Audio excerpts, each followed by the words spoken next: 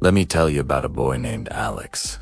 Alex wanted a new bike, better grades, maybe even for his crush to notice him. He did everything the internet told him to do. He covered a corkboard with pictures of the exact bike he wanted. He repeated affirmations like "I am a Stratus student" until he was blue in the face.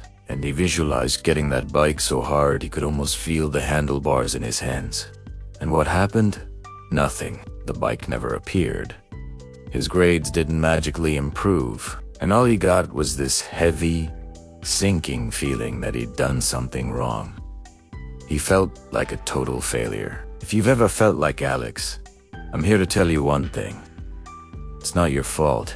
The problem wasn't Alex's vibration. It was the broken instruction manual he was sold. You've been told to think and grow rich.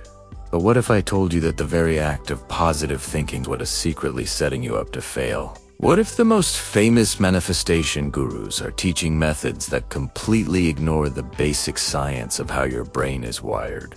Forget the magic for a second. Today, we're talking about neuroscience and psychology. We're going to follow Alex's story to uncover the hidden traps in your own mind that make manifestation fall flat. And I'll show you why. Just thinking your way to your dreams is a dead-end street.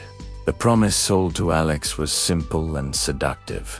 Your thoughts create your reality. Just focus on what you want, and it will be yours. This was the first and biggest trap. It tricked Alex into believing that just wanting something was the same as working for it. Psychologically, this creates a dangerous mindset. Research shows that people who rely heavily on this kind of magical thinking often set goals that are totally disconnected from reality. It is like Alex expecting to get a sudden windfall of cash for his bike without mowing a single lawn or saving any of his allowance. This isn't just optimism. It's a cognitive pitfall that can lead to genuinely risky behavior. Studies have found this mindset is linked to making poor financial decisions because it encourages a belief in magical luck over smart, practical planning. It all comes from something scientists call an illusion of control. Your brain loves to think it's in charge. For example, Alex visualized getting a rare trading card, and one day, he found it in a pack. His brain immediately screamed, "See! Your thoughts! Did that!" What his brain conveniently ignored were the 50 other packs he bought, where he visualized the same thing and got nothing. That confirmation bias your brain hunting for proof that you rewrite and throwing out all the evidence that you wrong. The entire manifestation industry is built on this illusion. It sells you the idea that you're the director of the universe, and your thoughts are the script. But this ignores the real-world economic challenges, social situations, and just plain old random luck. It sounds super empowering, but it leaves out the single most important part of success: taking real-world action. Believing his thoughts were enough made Alex passive, waiting for his dream bike to just show up instead of taking the messy but necessary steps to actually earn it himself. Maybe the worst part about the manifestation advice Alex followed, that it didn't work. That's what it did to him when he failed. The system is designed to be perfect. If you succeed, manifestation works. If you fail, well, the problem is you. Alex was told his vibration was too low, that he had subconscious blocks, or that he just didn't believe hard enough. Did you notice how the technique itself was never wrong? The failure was always put right on Alex's shoulders.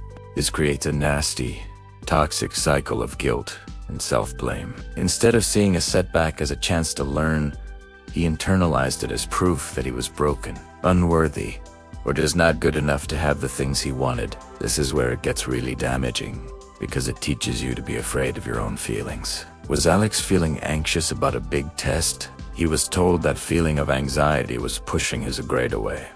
Was he feeling sad? He was told that sadness would only attract more sadness. This is toxic positivity, and it forces you to suppress normal, healthy emotions. From a psychological perspective, this is a disaster. Your feelings, even the bad ones, like anger, sadness, and fear, are vital data. They're signals telling you that something needs your attention. By calling them low vibration, Manifestation culture told Alex to ignore his own internal alarm system. Real growth comes from self-compassion, especially when you fail. It comes from accepting that some things are just out of your control. But the ideology Alex was sold suggests that everything that happens to you, good or bad, is your fault. That's not empowerment. It's victim blaming. Alex didn't fail at manifesting. He was sold a system that was built to make him blame himself. So, if the universe wasn't bending to Alex's will, why did it sometimes feel like it was working? The answer isn't out there in the cosmos. It's right inside his head. The magic of manifestation can be explained by how your amazing brain actually works. First, let's talk about your brain's built-in filtering system. It's a bundle of nerves called the reticular activating system, or RAS for short. Think of the RAS as your brain's bouncer. It's constantly bombarded with information, and it has to decide what's important enough to get your attention. When Alex started focusing intensely on that specific red bike, he was basically telling his RAS, "Hey, this is important." Suddenly, he started seeing that red bike everywhere. It felt like a sign from the universe, but the number of red bikes on the road hadn't changed at all. What changed was Alex's brain. He had simply trained it to notice what was already there all along. Second is the incredibly powerful placebo effect. In medicine, we know that if you believe a simple sugar pill will cure your headache, it can have a real, measurable effect up to 30% of the time, or sometimes even more. Your belief is so powerful it can trigger your brain to release its own pain-relieving chemicals. Manifestation works the same way. When Alex believed he was taking steps to improve his life, it boosted his mood, increased his motivation, and made him feel more confident. That feeling of empowerment is 100% real, but it's an internal change, not an external force responding to his thoughts. Finally, your nervous system is key. If Alex tried to manifest from a place of stress and desperation, his brain was in survival mode, physically wired to spot danger, not opportunity. Looking at his vision board while feeling stressed only reminded him of what he lacked, making him more anxious. This is why many guides now say to practice gratitude first. Calming your nervous system shifts your brain out of survival mode, allowing you to see solutions and possibilities that were invisible before. But again, this is a change in your perception, not the universe rewriting reality for you. It's a game changer when you realize you haven't been failing, but that the method itself is built on a misunderstanding of how our minds work. If Alex's story sounds familiar, and you've had your own frustrating journey with manifestation, share your story in the comments. Let's talk about what it really takes to create change. Let's put it all together.